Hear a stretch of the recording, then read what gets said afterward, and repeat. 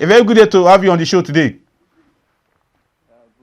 It's always a pleasure to be here to, put out more knowledge Exactly. to the Nigerians and people all around the world. Exactly. So let's get the knowledge out for Nigerians who will love to be on Nigerian foreign exchange, doing business, doing whatever is expected. Because a lot of issues talking about inflation, value of living, value is eroding, we'll say, because of the economic hardship. But from your own perspective, how have you been able to assess the Nigerian foreign exchange market so far? You are a player there. You are one of the industrial player. You're also someone who participates on that particular platform. So take us through. What's your assessment of that market so far? Okay. Personally, my assessment on the foreign exchange trading in Nigeria, that's the Forex trading in Nigeria, is been tremendous. There's been a lot of growth. There's been a lot of growth in the past decade. We've seen more people, especially in the past coming years, like the past 3, 4, 5 years. A lot of people have moved into Forex trading to learn how to trade the financial markets digitally over the years. So that it has been of good growth, if I'm going to be honest. There are just so many interesting things about it, and yeah, I'll give it's a positive one. A lot of, as we all know, a lot of youths and a lot of Nigerians are always seeking for alternative ways of making extra incomes on in their livelihood, and most people in recent times they've switched to digital trading, right? So that's actually done quite a good number in the past couple of years. Very interesting. Yes. I could also see that from you. You are quite young, and a lot of Nigerians who are watching this show right now will understand that it's like that platform is meant for the younger generation. Do you agree with that statement? No, it's there's nothing like saying that it is meant for the younger generation. I mean, I personally have had to even mentor people that are in their 70s. I've mentored people in their 50s, in their 60s. And yeah, it's just something that, and it is a skill. Anybody can learn how to perform a skill. You don't have to be the best student or the worst student. It is a skill, and regardless of the age, regardless of the gender, regardless of the nationality, regardless of the skin color, anything. So it is something that I don't really agree with people that say anything regarding or they put like an age bracket in between in the forex trading industry, because it's limitless. The opportunities are limitless in the market, and I'm a testimony. I get it. You are a testimony. But first and foremost, let's take a retrospect of this particular market. In the past, many Nigerians were scared about this particular market. As an economist, I understand that initially, before now, we only see banks participating in this sector, but all of a sudden, it become a boom that individual groups begin to participate. What do you think really led to that in the first place, apart from the assertion that it is a platform for extra income or extra opportunity for you to double your income or double your usual, as we normally say in local parlance? But what really pushed those Nigerians into that space? Because in the past, it is the banks or people who are in the financial industry that normally participate on this same platform we are talking about. Okay. In the recent times, because I've been an industry player for quite some time, one of the times that I noticed that there was a surge in the amount of people that wanted to get involved in forex trading, especially not just in Nigeria, in the world at large. I don't know if you remember the COVID-19 period when there was a total lockdown. People lost jobs, people couldn't go for their 9-to-5s. Everybody was looking for alternative medias of making extra income online. And after that, during the lockdown, forex traders surged globally. Nigeria, I had a lot of people that I taught those periods because everybody was just like, let's look for alternatives. We cannot go out, we cannot go to our shops, we cannot go to our stores. Everywhere is on lockdown. How can we make money from home? And people are telling you that there are things that banks do that you can also do. So you should lock in. And that's after that year, people that were able to learn it very well after that period, they just carried on with the tradition, and they are telling people that, okay, this is even a more relaxing way of making extra income. Yeah, so I feel like that's one of the things that triggered it in this generation, though. In this generation that we're in. During the Exactly. COVID, after the lockdown, there was really a surge, a serious one in the foreign exchange market. Exactly. Talking about is the surge that happened. We cannot rule out the participation, the encouragement from Nigerian authority, particularly the Central Bank of Nigeria, another institution, regulatory body that really make this happen. But from your own perspective, how have they been playing their role in ensuring that Nigerians really participate on this platform, particularly Central Bank Well, and Nigerian Stock Exchange Commission? They are doing their best, in regulations, and like I always say, we really applaud them. And also, they are checkmating, the people that we work with. The trading the financial markets is not really just about us traders and the market. There are so many. There are a lot of key people involved, not just the traders and the market. There are people involved in these transactions, and the federal government of Nigeria, in recent times, I'm talking. What's recent times? For the past couple of years, they have been very assertive, and they're very knowledgeable about checkmating these bodies if they are, trying to swindle monies of traders like us, or even the banks, because everybody, is the market. It's a it's a trillion-dollar market, right? So a lot of money goes in and goes out. So the government has actually done very well in like clamping down on people or organizations that are trying to take advantage of people that are not knowledgeable about, or they don't have full knowledge on how to go about trading the financial market. Exactly. Now, talking about the knowledge that comes with a platform like this, many of us will begin to flash back to the MML issue and the other ones that happened recently. But from your own understanding, how can you help our viewers to understand the thin line with these other ones and the Nigerian foreign exchange market, so that they can understand? Because when you meet a broker or when you meet someone in that space, they begin to tell you, don't worry, you could. But from your own perspective as a player, just break it down, the thin line between those ones and this one that is officially known, recognized and regulated by the Nigerian authority. Well, one of the things that I always try to let people understand is that because of how volatile the market is, right, there's a lot of opportunities. Millions can be made in a day. And, when millions can be made in a day, millions can also be lost in a day. People usually tend to forget this fact. Now, if you should look at some of these platforms that you just listed, you mentioned MMM. There's one that closed recently. Exactly. If you notice the way their systems are being programmed, they give you unrealistic expectations on return on investment. Somebody tells you they are going to be giving you a return on investment of 30% monthly, 20% monthly, in a market that that you can have an outstanding week this week, and next week things might not be as good as it, and you have so many people counting on you. There's a lot of pressure. What is the sustainability? What is your what do you think will make you sustainable in such market? Is to play it very safe. Is to play it very. And if you should look at the Nigerian Stock Exchange, if you look at what we do in Nigeria, because I trade some of the stocks as well.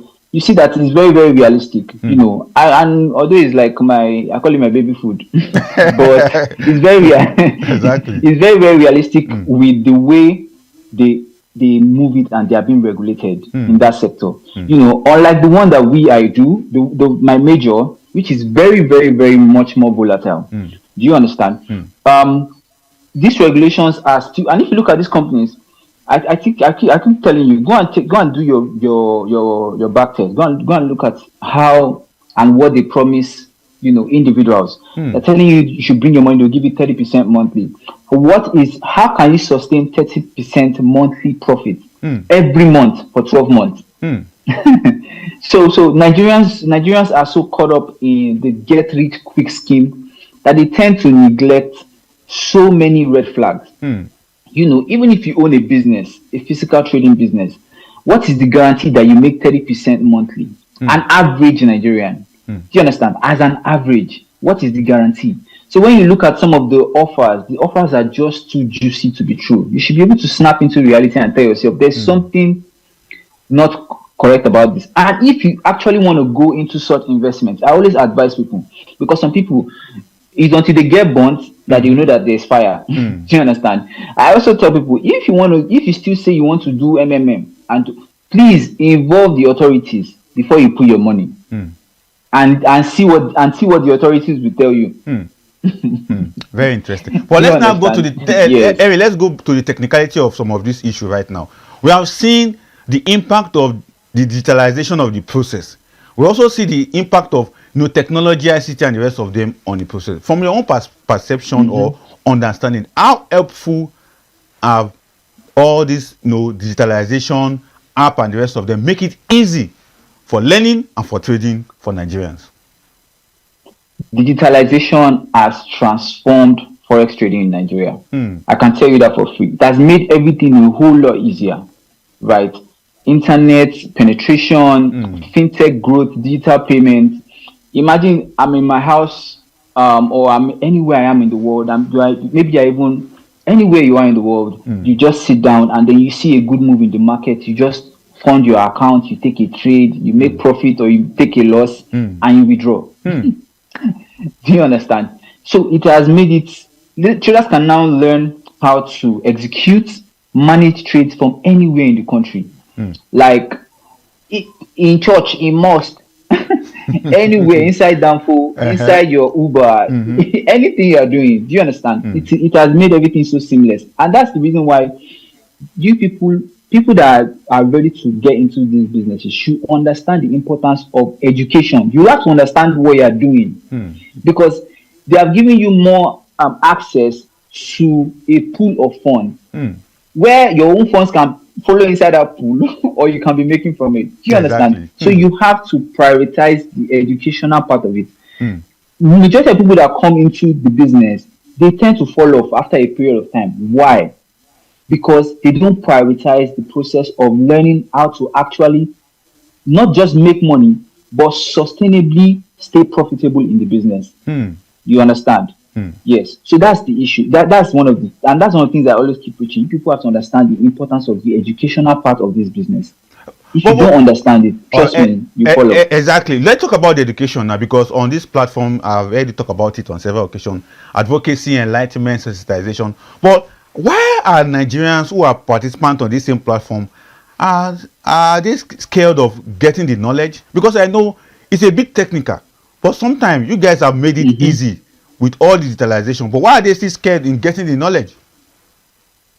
I don't know when you say why are people scared, because people do reach out to me. You know, even government bodies, they reach out to me regarding trading. Do you understand? So I wouldn't use the word scared. I mean, we have a track record of people losing. I'm speaking in Nigerian wise. We have a track record of people losing millions of their investment into this market. It is only realistic for anybody that wants to come in, that doesn't want to lose their millions, to be skeptical. Do you understand? It is only realistic. But when you come in through the right path, you come in through the right people like myself. You come in somebody that mentors you and teaches you right on how to go about it. It is one of the, if not, it is one of the most profitable, lucrative business that I personally, that have been an entrepreneur for over 15 years, I've ventured into. Exactly. But being an entrepreneur for over 50 years shows that you have understood the risks. So where I said scared is because most of them are yet to understand the risks, or they are not yet to appraise and appreciate the risks. Because one of our colleagues that is also into Nigerian stock market, Nigerian foreign exchange market, said something about the bullish and the bearish. He said, you don't expect everything to be bullish all the time. There are some times that the bearish will come. And that bearish is something that will help you to do what? Re-entry the market. So that re-entry the market is the risk. Perfect. So that's why I'm saying scared. But you have made me to also understand that it is not they are scared, but they are yet to understand the risks. But going further, how can we also ensure that we de-risk the system? Or let me put it this way: is it possible to de-risk the system? Is there any business? Is there any business without risk? I keep telling people, right? I keep telling people, if you have a capital, if you have a business, I give this illustration a lot when I'm educating my students, right? I say, if you have a business that is worth 100 million naira, right? The 100 million naira is at risk if the business is not being managed right. Do you get the ideology behind Exactly. If you put out 100 million naira, 100 million naira is at risk for mismanagement. So you have to learn how to manage the money and make profit off that money. If all you are doing in this financial market of us, I won't call it of ours, but it's a global market. Yeah, exactly. If you are if you are the type of person that every time I used to call them charity, instead of you to give people on the street, you are giving to the market. You are just helping the world economy grow better. Do you understand? Exactly. So I tell people there are different types of key players in this business. There are players like myself that actually make money off this market. That's the reason why we've been able to stand the test of time of over 10 years. And there are people that I call charity organizations. They come into the market 1 year, 2 years, like all these investment platforms. Go and look at their track records. How long do they stay? The moment they are everywhere, the moment you start hearing about them everywhere, that is the moment they crash. Interesting. But before I let you go, do you have something else to add? No. I think that you get the memo. All right. Let's go ahead now. Before I let you go, next month September is just close by, and the CBN will be meeting. The MPC will be meeting. We know how important CBN meeting, MPC meeting is to everybody doing businesses like this. But from your perspective, in Nigeria, exactly, everybody doing this one that you are doing, and all that business in Nigeria. But what do you expect from that MPC meeting come September 19 and 20? Retention of the current interest rate, or they should go elsewhere? What's your take? Honestly, at this point, I mean, the last time I gave a suggestion regarding the previous one, and I feel like they followed through. But I think it has gotten to a point right now, because I don't want to say let them try this or let them do this, because they are the ones that have the data, the raw data. I don't have all the raw data. If I'm being employed and I see the raw data myself, I can give the most accurate answers for this. But I'm going to leave that to the Central Bank of Nigeria. We are you people's loyal subjects. You should cradle us like your babies and make the right decision to boost the Nigerian economy and take us forward. Exactly. Very interesting. Exactly. I really appreciate your submission on that. But one key thing about it, anytime CBN is meeting like this, everybody stand attention. The market is doing their gossip. Either it's a beer parlor gossip, either it's a room and parlor, whatever is coming. But players like you also need to give us your 10 cents on this issue. So I really appreciate you for coming on the show, and your submission are quite good. So thank you. Maybe very soon, if they maintain your stand, we may call you back to come and tell us why did they follow you? Why did CBNPC follow you? I mean, yes, because it was the previous one that I gave. Exactly. I mean, they followed it. Exactly. And if you look at what happened in the next couple of months after that, in the Nigerian stock market, Nigerian stocks have performed like almost most of the stocks. Nigerian stocks, like countries that are linked into Nigerian stock markets, that have done their best. So it just tells you, like, we that have so much experience in the business, we actually know what needs to be done. Exactly. It's just that we also need more applause and more recommendations, or even more more support from the government, and then I'll allow you to leave it like that. More support, at least incentive. Maybe it will come one day from President Bola Ahmed Tinubu or any other president that will come forward. So thank you so much for coming on the show. Thank you so much. We'll see you around soon. Thank you very much. All right. I mean, speaking.